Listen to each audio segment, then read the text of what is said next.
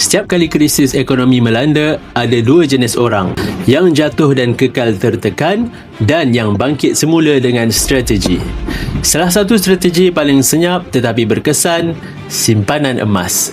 Semasa kegawatan ekonomi 1998, 2008 dan terbaru 2020, ramai yang kehilangan pekerjaan, perniagaan lumpuh dan simpanan tunai susut nilai. Tetapi mereka yang ada emas tidak panik. Mereka ada penyelamat kewangan yang boleh dicairkan segera tanpa menanggung beban hutang. Realitinya, emas adalah aset dengan kecairan tinggi. Apabila berlakunya krisis, harga emas kebiasaannya akan meningkat. Dan inilah yang membantu ramai orang untuk bertahan dari sudut keuangan, seperti membayar komitmen penting, membeli stok untuk berniaga atau sekurang-kurangnya bertahan sementara ekonomi pulih. Krisis ekonomi seperti ini akan datang lagi. Anda boleh pilih sama ada untuk bersedia atau pilih untuk tunggu terdesak.